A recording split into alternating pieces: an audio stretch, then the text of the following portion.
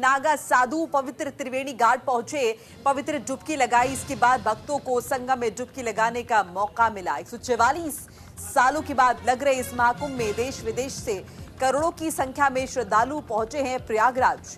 महाकुंभ में स्नान करने से पाप से मुक्ति और पुण्य की प्राप्ति होती है भक्तों को।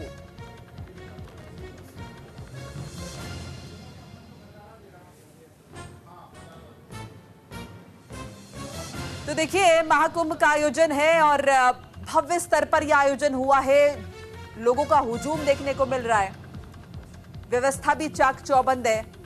सुरक्षा की दृष्टि से भी इंतजामात पूरे किए गए हैं। इस बीच ये भी बता दें कि शाही स्नान को अमृत स्नान का नाम दिया गया है और अमृत स्नान किया जा रहा है। महाकुंभ का पहला अमृत स्नान हो रहा है। एक एक कर तमाम अखाड़ों के जो साधु संत हैं उनके द्वारा स्नान जो है वो किया जा रहा है। नागा साधुओं ने सबसे पहले डुबकी लगाई है और अब तक कई करोड़ लोग जो है वो संगम में स्नान कर चुके हैं, डुबकी लगा चुके हैं, पवित्र डुबकी लगा चुके हैं। करोड़ों की संख्या में श्रद्धालु यहाँ पर पहुंचे हैं और पूरा का पूरा महाकुंभ जो है वो सनातन रंग में रंगा हुआ नजर आ रहा है, सनातन रंग में डूबा हुआ नजर आ रहा है। देश ही नहीं विदेशों से भी श्रद्धालु यहाँ पर पहुंचे हैं। तकरीबन 20 देशों के जो श्रद्धालु हैं, भक्त हैं, वो यहाँ महाकुंभ में दर्शन करने के लिए आए हैं। जो सिर्फ देश ही नहीं बल्कि अंतर्राष्ट्रीय स्तर पर भी प्रयागराज में आयोजित होने वाले महाकुंभ की तूती बोल रही है, उसकी ख्याति सुनाई दे रही है, प्रसिद्धि उसकी दूर दूर तक फैली हुई है और इसके इंतजाम के लिए तमाम तरह के कदम उठाए गए सरकार द्वारा और ये कोशिश की गई कि महाकुंभ का जब आयोजन होगा तो सनातन धर्म का जमकर प्रचार प्रसार किया जाए और सनातन धर्म के तमाम रंग, इसकी छटा जो है वो हर तरफ बिखरी हुई नजर आए और ये कोशिश जो है ये पूर्ण होती हुई भी नजर आ रही है। जो विजन है योगी सरकार का वो पूरा होता हुआ नजर आ रहा है। जो मंशा थी वो पूर्ण होती हुई दिखाई दे रही है। बड़ी तादाद में लोग सुबह से ही अब पहुंच रहे हैं घाट और यहाँ पर लगातार डुबकी लगा रहे हैं, स्नान कर रहे हैं। इस बीच देखिए, ये तो संगम की बात रही, महाकुंभ प्रेमिसेस की बात रही, लेकिन इसके बाहर भी अगर आप देखेंगे तो हर तरफ महाकुंभ का जो रंग है, छटा है, वो नजर आ रही है। जगह जगह भंडारे आयोजित किए जा रहे हैं और प्रयागराज वासी कोशिश कर रहे हैं कि जो भी यहाँ पर लोग पहुंचे उन अतिथियों का जमकर भव्य स्वागत किया जाए।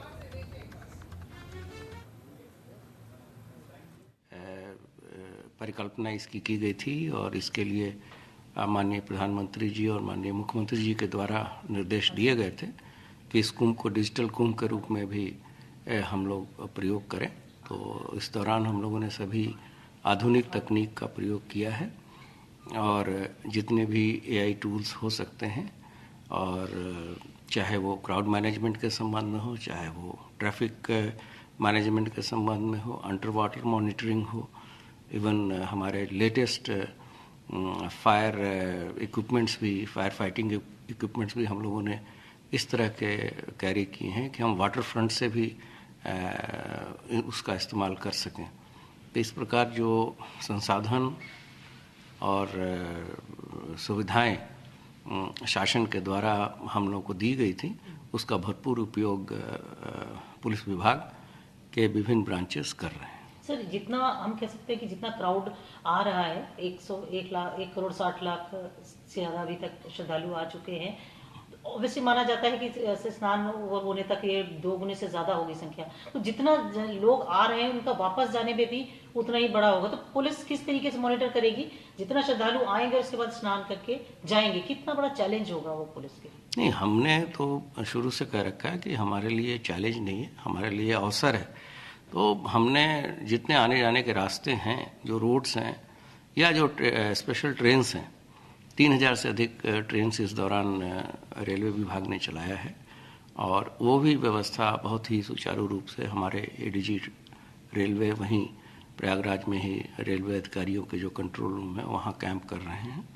तो जितने भी हमारे वर्टिकल्स हैं, जो विभागीय अधिकारी हैं, वो मौके पे रह के चीज़ों को इम्प्लीमेंट कर रहे हैं। साथ ही साथ जो राज्य स्तरीय अधिकारी हैं वो हम लोग यहाँ अपने कंट्रोल रूम में और विभिन्न जो लखनऊ में स्थित कंट्रोल रूम्स हैं, वहाँ से चीज़ों को मॉनिटर कर रहे हैं। Sir, lost and found department का इस बार जो गठन हुआ है?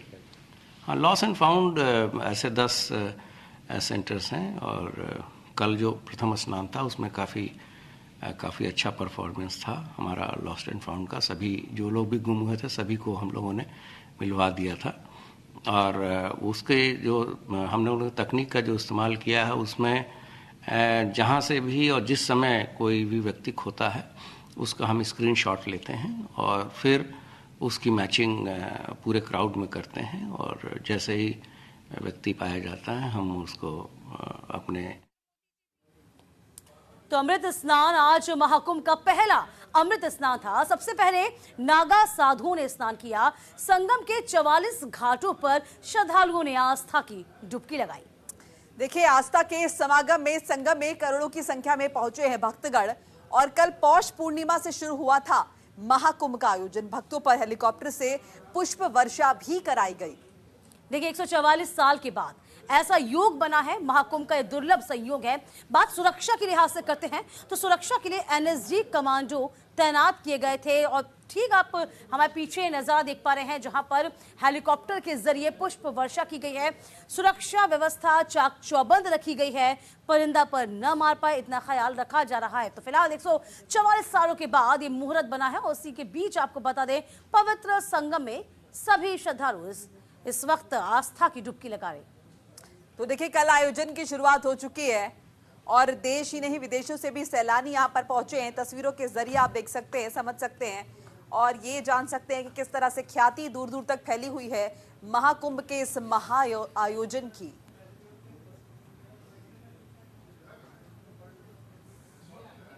तो आस्था का ये महाकुंभ है और संतों का समागम देखने को मिल रहा है।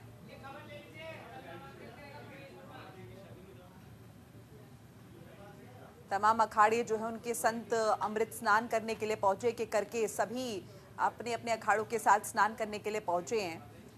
और आम भक्तों का जिक्र करें तो उन्होंने भी संगम में डुबकी लगाई है, आस्था की डुबकी लगाई। प्रथम शाही स्नान के लिए सब महात्मा जा रहे हैं शाही स्नान में, और ये सबसे बड़ा प्रयागराज महाकुंभ का 2025 का प्रथम शाही स्नान चल रहा है। आह्वान अखाड़े की प्रथम शाही चल रही है हमारे नागा सन्यासी साधुओं की। हर हर महादेव, सनातन धर्म की जय हो। जय गिरनारी। आज का पर्व को देख के क्या कुछ कहेंगे, क्या कुछ महत्व है शाही स्नान?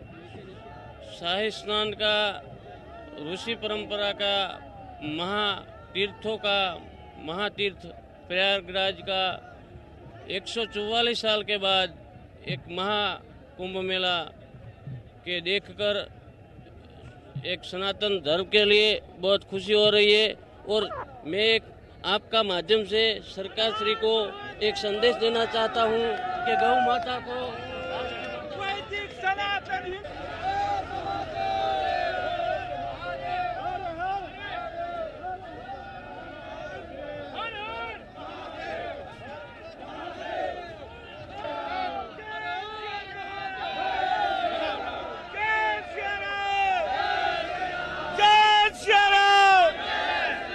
करनाल हरियाणा से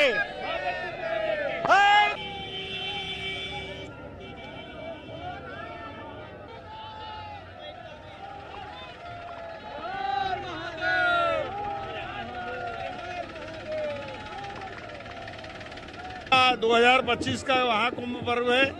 कुंभ में स्नान करने से व्यक्ति के अनंत जन्मों के पापों का क्षय होता है और सनातन धर्म का विराट दर्शन होता है। ये सनातन धर्म का एक सबसे अनूठा